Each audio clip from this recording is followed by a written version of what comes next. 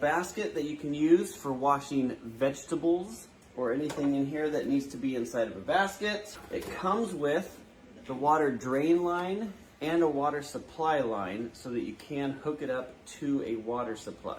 On your dish rack, you've got a spot for silverware. You've got a spot up top that folds for knives.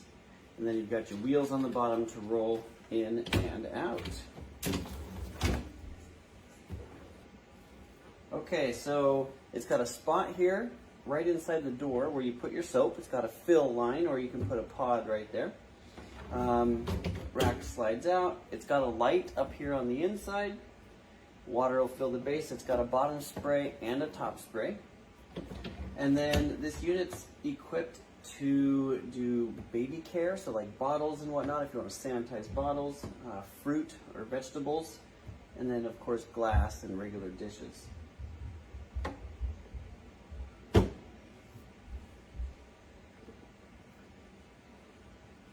Right here is where you can adjust using your control panel, the speed, the type of thing you're doing, whether it's glass, baby bottles, or fruits and vegetables.